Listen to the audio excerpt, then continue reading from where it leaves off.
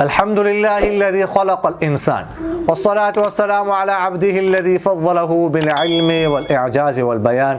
وعلى سائر اہلہ واصحابہ صلاة قائمة على ممر الزمان اما بعد۔ دبئی سے ایک صاحب نے سوال کیا ہے کہ موبائل پہ دم ڈال سکتے ہیں کہ نہیں۔ دیکھیے گا، دم ڈالنے کے لیے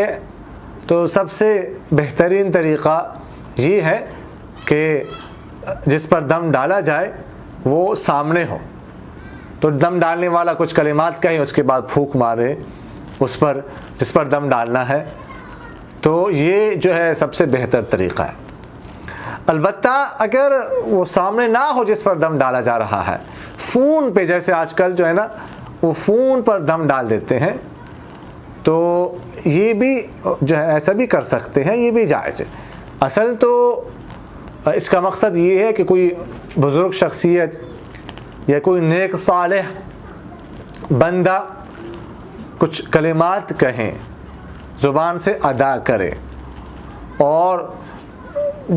جس پر دم ڈالا جا رہا ہے وہ سن لے، تو یہ مقصد تو موبائل فون پر بھی ادا ہو سکتا ہے کہ وہ مریض جو ہے وہ کلمات سن لیتا ہے ایک نیک شخصیت، نیک بزرگ شخصیت سے، تو اس لیے یہ بھی جائز ہے۔ ایسا بھی جو ہے نا فون پر بھی دم کر سکتے ہیں، یہ کوئی ناجائز نہیں ہے، یہ بھی جائز ہے۔ حاجی لال زادہ صاحب نے پوچھا ہے کہ جانور کی اوجھڑی کھانا جائز ہے کہ نہیں۔ حلال جانور یعنی ایسا جانور جس کا گوشت کھانا حلال ہے، جس کا گوشت کھا سکتے ہیں، تو اس کی اوجھڑی کھانا بھی جائز ہے، یہ حلال ہے، اس میں کوئی حرج نہیں ہے۔ البتہ اندر جو گندگی ہوتی ہے اس کو اچھی طرح صاف کیا جائے تاکہ وہ گندگی جو ہے اس میں باقی نہ رہے۔ باقی جو ہے نا وہ حلال جانور کی اوجھڑی کھانا جائز ہے، اور باقی ظاہر ہے کہ جو حرام جانور ہوتے ہیں جن کا گوشت نہیں کھایا جا سکتا، تو ان کا جب گوشت نہیں کھا سکتے تو ان کی اوجھڑی بھی نہیں کھا سکتے۔ مولانا شوکت علی صاحب نے سوال کیا ہے کہ چوہا ٹینکی میں نہانے سے پانی ناپاک ہوتا ہے کہ نہیں۔ ایک چوہا کئی دفعہ ٹینکی میں نہاتے ہوئے دیکھا گیا ہے، ایسا لگتا ہے کہ پانی کا چوہا ہے، جب گرمی لگتی ہے تو نیچے اتر جاتا ہے، پھر باہر آ جاتا ہے۔ دیکھیے گا، اگر چوہا کنویں وغیرہ میں یا ٹینکی وغیرہ میں گر جائے اور پھر زندہ وہ باہر آ جائے یا زندہ اس کو نکالا جائے، تو اگر تو اس کے جسم پر یعنی اس کے بعد اوپر کوئی نجاست نہیں لگی ہوئی، کوئی ظاہری نجاست اس کے اوپر نہیں ہے، تو اس کے گرنے سے پانی ناپاک نہیں ہوتا۔ البتہ اگر کوئی نجاست وغیرہ لگی ہوئی ہو، اس کے اوپر گندگی لگی ہوئی ہو، تو اس صورت میں تو ناپاک ہو جائے گا، لیکن جو ہے نا اگر نجاست نہ ہو، اس کو زندہ نکال لیا جائے اور خود زندہ نکل آئے، تو اس صورت میں پانی ناپاک نہیں ہوتا، پانی پاک ہے۔ بختیار افریدی بھائی نے سوال کیا ہے کہ مفتی صاحب، نماز میں صاحب ترتیبی کب تک رہتی ہے، اس پر روشنی ڈالیں، اور عورتوں کے بارے میں بھی وضاحت کریں کہ کیا حیض میں نماز نہ پڑھنے سے ان کی صاحب ترتیبی ختم ہو جاتی ہے کہ نہیں۔ صاحب ترتیب اس شخص کو کہتے ہیں کہ جس شخص سے زندگی بھر میں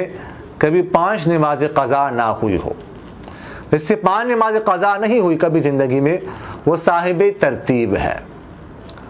اس کے لیے یہ حکم ہے کہ اگر اس سے کوئی نماز رہ جائے، قضا ہو جائے، اور اس کو وہ نماز یاد ہو کہ یہ میری نماز مجھ سے قضا ہوئی ہے، تو وہ اگلی نماز نہیں پڑھ سکتا۔ مثلا اگر صاحب ترتیب شخص سے ظہر کی نماز قضا ہو گئی، اب وہ عصر کی نماز پڑھنا چاہتا ہے، اس کو یاد ہے کہ ظہر کی نماز میری رہتی ہے، تو عصر کی نماز اس کی نہیں ہوتی، پہلے اس کو وہ پچھلی نماز پڑھنی پڑے گی، اس کے بعد جو ہے وہ اگلی نماز پڑھ سکتا ہے۔ اور اسی طرح فقہاء نے یہ بھی لکھا ہے کہ اگر کسی شخص سے 5 نمازیں قضا ہو گئی تھی لیکن بعد میں پھر اس نے قضا کر لی، 5 سے زیادہ قضا ہو گئی تھی، 20 30 10 وغیرہ، پھر اس نے ان تمام نمازوں کی قضا کر لی، اب اس کے ذمے کوئی قضا نماز نہیں ہے، تو اب بھی یہ صاحب ترتیب بن گیا، پھر صاحب ترتیب بن گیا۔ اس کے لیے بھی یہی حکم ہے جو میں نے آپ سے عرض کیا۔ اور اسی طرح خواتین کا بھی یہی حکم ہے کہ وہ بھی صاحب ترتیب ہوتی ہیں، اور حیض کی وجہ سے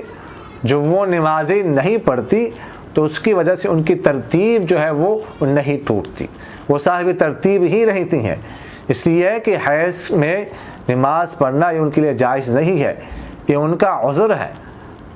اور حیض کی وجہ سے شرعاً نماز جو ہے وہ ساقط ہو جاتی ہے، اس لیے حیض میں تو ان کی ترتیب نہیں ٹوٹتی، البتہ جو ہی حیض گزر جائے تو فوراً نماز پڑھنا شروع کر دے، جیسے اگر فوراً نماز پڑھنا شروع کرے گی تو وہ بھی صاحب ترتیب ہی رہے گی۔ ہنگو سے وارث صاحب نے سوال کیا ہے کہ نماز فجر میں اگر امام آخری قاعدے میں مل جائے تو سنتے پڑھنے چاہیے کہ نہیں؟ فجر کی نماز میں اگر کسی کو یہ امید ہو کہ میں